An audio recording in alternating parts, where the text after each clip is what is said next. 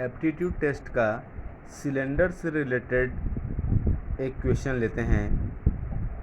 Question यह है कि एक बेलनाकार स्तंभ का वक्रपृष्ठ तल मतलब curved surface area 264 square metre है और इसका आयतन वॉल्यूम 924 घन मीटर क्यूब है। उसके व्यास और ऊंचाई का अनुपात ज्ञात कीजिए। एक बेलनाकार स्तंभ बोल रहा है, मतलब यह सिलेंडर ही है, बेलन है, सिलेंड्रिकल शेप है।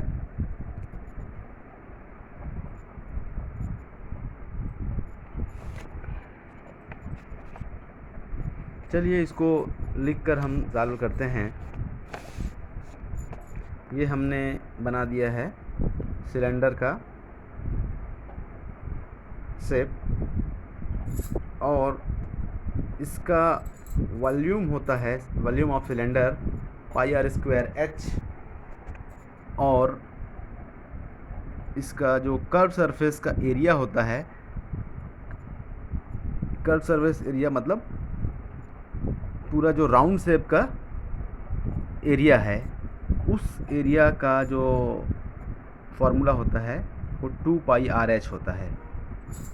तो हमको दिया गया है वॉल्यूम, सिलेंडर का वॉल्यूम दिया है πr²h इज इक्वल टू, हमको आयतन दिया है 924 मीटर क्यूब, ये 924 दिया है। और हमको कर्व्ड सरफेस एरिया, वक्र पृष्ठ तल जिसको हिंदी में बोलते हैं, वो दिया है 264 दिया है। ये कर्व्ड सरफेस एरिया का वैल्यू जो कि 2πrh है। तो हमको ये दो इक्वेशन मिल गए। अब इन दोनों दो अननोन वैल्यूज़ हैं r और h और दो इक्वेशंस है। अगर इनको हम सॉल्व करेंगे तो आसानी से हम r और h की वैल्यू प्राप्त कर सकते हैं। चलिए सॉल्व करते हैं। इसको सॉल्व करने के लिए आसान तरीका ये है कि अब अगर हम इक्वेशन 1 डिवाइडेड बाई इक्वेशन 2 कर दें तो जल्दी सॉल्व हो जाएगा। πr²h upon 2πrh is equal to 924 divided by 264। अब आगे सॉल्व करते हैं इसको, तो पाई और पाई कैंसिल हो जाएगा। r स्क्वायर है तो r इंटू r, एक r बचेगा। h और h कैंसिल हो जाएगा। इसको आगे सॉल्व करने पर बच रहा है हमारा r upon 2 is equal to 924 divided by 264। अब आगे और सॉल्व करेंगे तो आ जाएगा r इज इक्वल टू 924, 2 इधर डिवी नीचे है, पक्ष चेंज करेंगे तो ऊपर आ जाएगा 264। इसको कटिंग करते हैं 132 और 924 डिवाइडेड बाई 132 करने पर आप करके डिवीज़न करके देख लेंगे ये 7 टाइम्स जाएगा। तो r की वैल्यू हमको 7 मिल गई। r is equal to 7 metre इसका जो रेडियस है। अब r की वैल्यू मिल गई तो इस r की वैल्यू को हम इक्वेशन 2 में पुट कर देंगे तो h की वैल्यू मिल जाएगी। इक्वेशन 2 है हमारा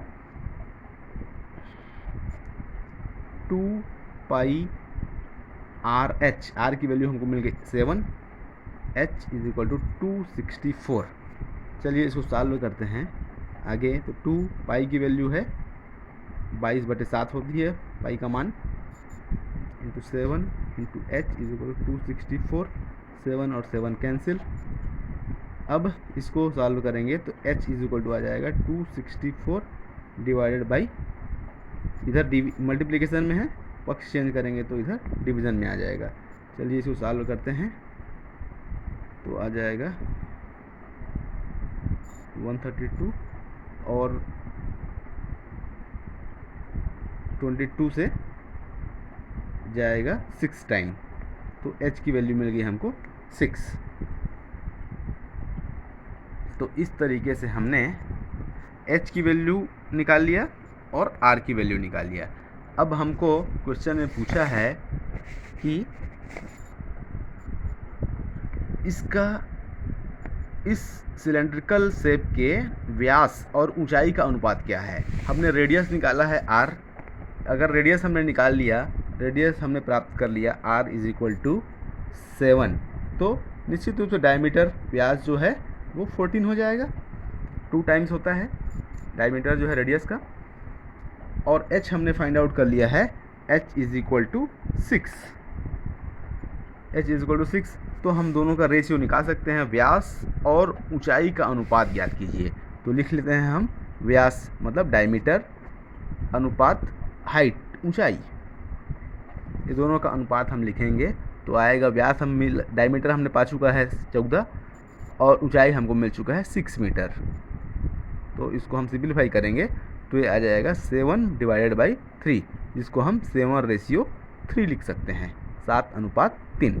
तो इस तरीके से हमने इस क्वेश्चन को बड़े सरल तरीके से सॉल्व किया है और इसका सही आंसर है 7:3। उसके व्यास और ऊंचाई का अनुपात ज्ञात कीजिए, तो हमने ज्ञात कर दिया है और ये ऑप्शन बी 7:3 इसका सही ऑप्शन है। कंटेंट पसंद आए तो सब्सक्राइब और शेयर अवश्य करेंगे। धन्यवाद।